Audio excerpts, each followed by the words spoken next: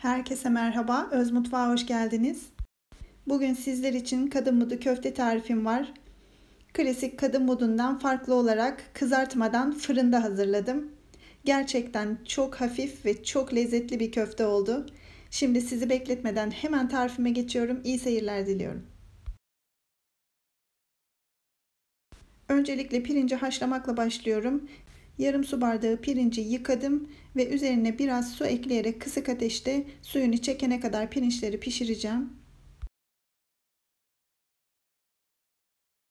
Evet, pirinçler de haşlandı. Soğumaya bırakıyorum. Tavaya 3-4 yemek kaşığı sıvı yağ ilave ettim. Ben zeytinyağı kullanıyorum. Köfte için toplamda 600 gram kıyma kullandım. Kıymanın yarısını ısıttığım tavaya alıyorum ve kavurmaya başlıyorum. Bu arada arkadaşlar malzeme miktarlarını, detaylarını açıklama kısmına ekleyeceğim. Oradan da bakabilirsiniz.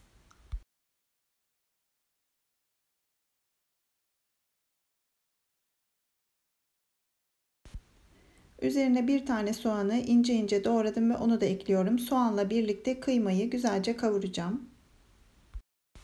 Kadın budu köfteyi eğer fırında denemediyseniz kesinlikle denemelisiniz diyorum. Çünkü çok hafif, dışı çıtır çıtır, içi yumuşacık bir köfte oluyor. Evet, bu aşamadan sonra ocaktan alıyorum ve kıymayı soğumaya bırakıyorum. Yoğurma kabına köftenin diğer kalan kısmını alıyorum. Haşladığım pirinci ekliyorum.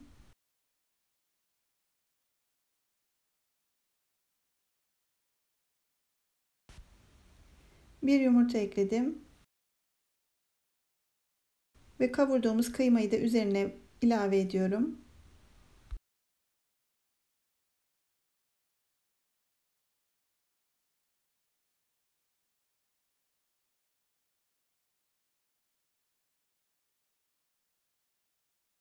İnce doğranmış bir tutam maydanoz,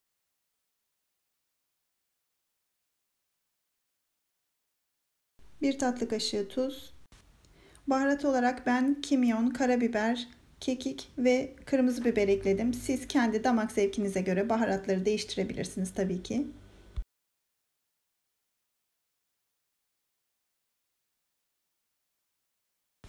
Bütün malzemeler iyice özleşene kadar köfteyi yoğuracağım.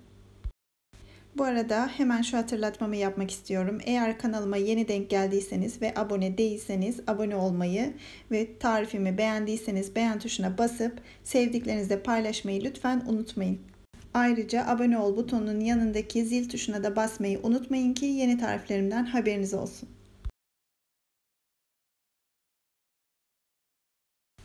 Köfteyi yoğurduktan sonra istediğim büyüklükte parçalar kopararak köfte şekli veriyorum.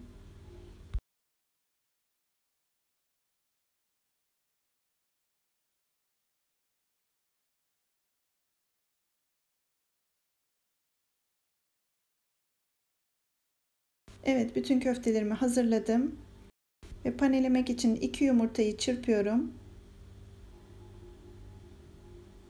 Üzerine 3-4 yemek kaşığı kadar zeytinyağı ilave ettim ben fırında yapacağım için. Ama siz eğer kızartarak yapacaksanız bu yağı ilave etmenize gerek yok. Köftelerimi önce una, sonra yumurtaya ve en son galeta ununa batırarak fırın tepsisine diziyorum.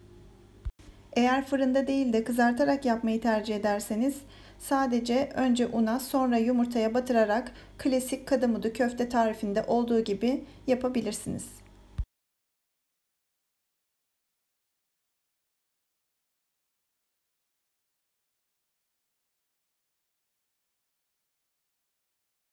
Köfteler fırına gitmek için hazır. Önceden ısıtılmış 180 derece fırında altı ve üzeri güzelce kızarana kadar pişireceğim. Kadın budu köfteler fırından çıktı. Nar gibi de kızardılar. Şimdi size bir tanesini servis edip göstermek istiyorum. Dışı çıtır çıtır, içi yumuşacık. Hem çok sağlıklı, hem çok doyurucu ve aynı zamanda besleyici, nefis bir köfte oldu. Bu tarifi mutlaka denemelisiniz. Deneyecek olanlara şimdiden afiyet olsun. Yeni tariflerde görüşmek üzere. Hoşça kalın.